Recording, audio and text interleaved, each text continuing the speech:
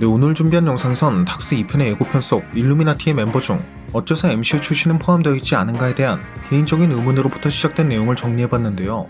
먼저 이 히어 리메인즈는 과거 본인의 변종들이 멀티버스가 존재한다는 것을 거의 동시에 알게 된 이후 서로 교류가 있었지만 전쟁을 원하는 개체도 존재했고, 그렇게 MCU 유니버스만의 격리에 다른 경우의 수가 절대 생기지 않는 이상적인 미래만을 걸어오도록 관리해온 것을 알 수 있었기 때문에 MCU 유니버스에 속해 있던 그 누구도 멀티버스의 존재에 대해 알 수 없었던 것이고, 때문에 일루미나티에는 MCU 출신이 있을 수 없었던 것을 알 수 있었죠. MCU 유니버스에 속해 있는 닥스 또한 한낱 히어 리메인즈에게 통제받는 존재, 즉 다른 멀티버스와 격리된 MCU 유니버스에 갇혀 있었던 것이고, 그렇기 때문에 스스로 슈프림의 자리에 오를 만큼 마법적 재능이 뛰어남에도 불구하고 멀티버스에 대한 지식이 부족했던 것일 테고요. Then what are you here for? I need your help. With what? What do you know about the multiverse? 물론 마찬가지로 MCU에 속해 있는 완다가 닥스와는 달리 멀티버스에 대한 지식을 습득할 수 있었던 것은 다크홀드에 대해 연구한 덕분이었던 것을 예상해 볼 수 있는 만큼, 수많은 고서적이 존재하는 카마르타지 내부에도 멀티버스에 대한 지식이 어느 정도는 존재했을 것이고, 실제로 에이션트 원도 멀티버스에 대해 어느 정도는 알고 있는 눈치였지만, Who are you in this vast multiverse? 닥스가 마법사로서 삶을 살아온 시간은 에이션트 원에 비할 바가 아니기 때문에 닥스가 미처 이러한 정보를 습득하기엔 그 시간적으로나 경험적인 면에서 부족했던 것을 예상해 볼 수도 있을 것 같고요.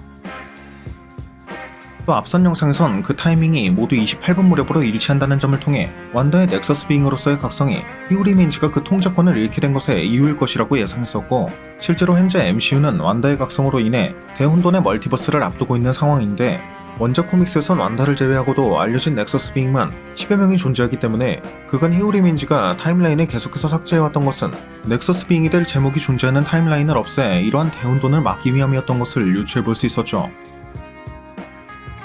그리고 이러한 넥서스 빙이 될 제목에는 완다는 물론 다양한 캐릭터가 포함되어 있었겠지만, 그 중에서도 유독 생존에 특화된 로키들만이 얼라이어스의 공격이 빗발치는 보이드에서도 끝까지 생존한 것을 예상해 볼 수 있을 것 같은데, Why there's so many of you? Because Loki survived. That's just what we do.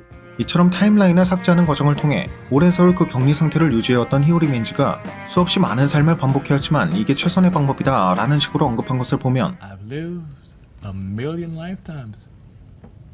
I've gone through every scenario. This is the only way. 또 다른 차원의 존재인 엘더가 크톤의 힘이 담긴 다크홀드를 통해 넥서스 비잉으로 각성하게 되는 완다의 운명은 절대 바꿀 수 없는 앱솔루트 포인트였던 것이고, 그렇기 때문에 완다의 각성을 막아버려 여러 타임라인을 지우고 실패하고 또 과거로 돌아가는 과정을 반복해왔던 것이지만, 마치 와디프의 닥스처럼 일반적인 방법으론 앱솔루트 포인트를 지날 수 없다는 것을 깨닫게 되어 차선책을 찾게 된 것이 아닐까 싶네요. 여담으로 히어 리메인즈가 환생이란 표현을 사용한 것도 앱솔루트 포인트를 넘어서기 위해 노력했던 와디프의 닥스와 같은 삶을 살아왔기 때문이었을 테고요. Reincarnation, baby.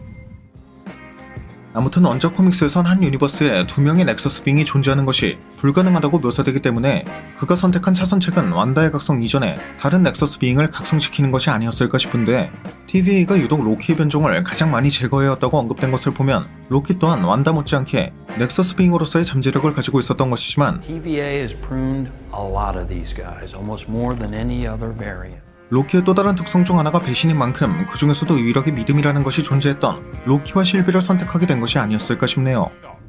And you trust her. She's the only one I do trust.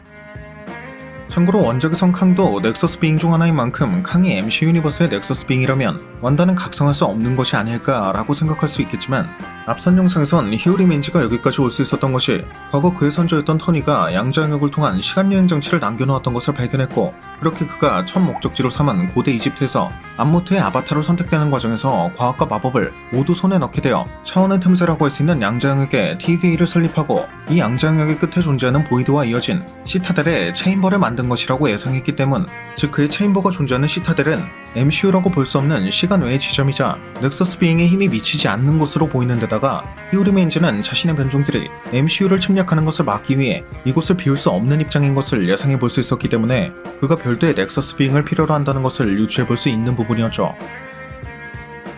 게다가 앤트맨 또한 과거 엔드게임 당시 양자역역 안에선 시간이 다르게 흐른다고 했던 것처럼, What I'm saying is, time works differently in the quantum realm.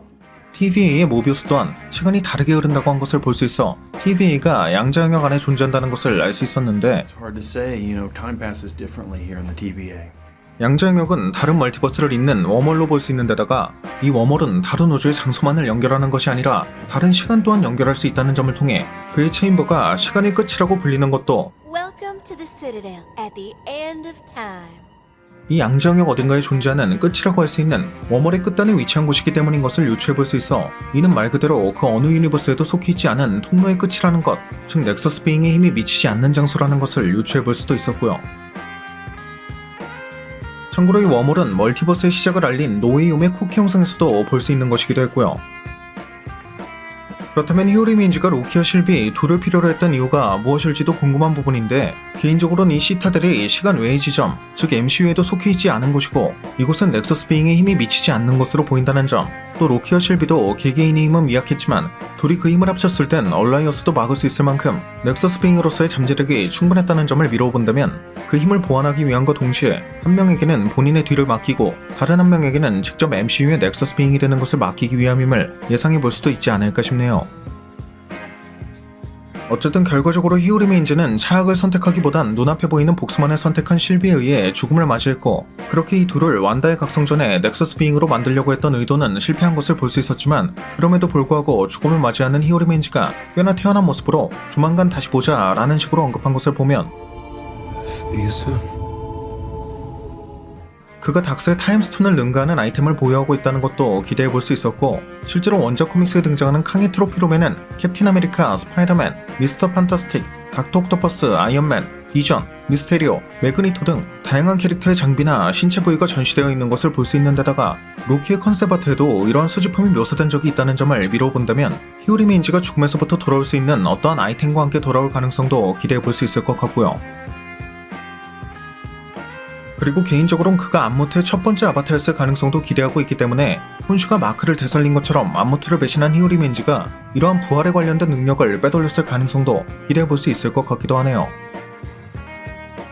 아무튼 오늘 영상에선 일루미나티의 멤버에 MCU의 캐릭터가 포함되어 있지 않은 이유로 시작해 이런저런 간단한 생각을 해봤는데, 히오리 메인즈가 이 멀티버스를 격리하고 이용할 수 있었던 것이 과학적으로는 상대성 이론과 양자역학, 또 이 두 개의 이론을 이어버리는 촉근 이론 등으로 표현할 수 있지만, 상대성 이론은 불확정성 원리에 의해 움직이는 미시적인 세계에 대해선 설명할 수 없고, 양자역학에선 이에 대해 설명할 수 있지만 반대로 상대성 이론에서 설명할 수 있는 거시적인 우주의 모습을 설명할 수는 없다는 점, 결국 상대성 이론과 양자역학 사이에 존재하는 모순을 해결하고자 탄생한 촉근 이론조차 불완전한 이론으로 남아있어 마블에선 이 과정을 과학과 마법이 결국 하나라는 관점을 통해 이 과학적으로 증명하지 못하고 있는 부분을 마법으로 채우려고 하는 것을 예상해 볼 수 있기 때문에, Your ancestors called it magic, and you call it science. Well, I come from a place where they're one and the same thing. 본래 31세기의 과학자였던 히오리 맨지가 과학을 이용한 시간여행을 통해 발견한 과학의 빈틈을 메울 수 있는 마법은 과연 무엇이었는지, A ruler, a conqueror, he who remains, a jerk. 이 마법이 요즘 업로드하고 있는 영상들에서 예상하고 있는 것처럼 과거 고대 이집트 안무트에게서 얻은 것인지, 이 안무트의 마법도 결국 스카이파더의 기원이라고 할 수 있는 엘더것으로부터 이어진 것으로 밝혀질 수 있을 것인지, 벌써부터 로키 시즌2가 너무나도 기대되는 부분이 아닐 수 없는 것 같네요. 오늘 준비한 영상은 여기까지였습니다. 오늘 준비한 영상도 재밌게 보셨다면 구독과 좋아요 그리고 알람 설정 한 번씩 눌러주시면 대단히 감사하겠습니다. 그럼 지금까지 올루원이었습니다.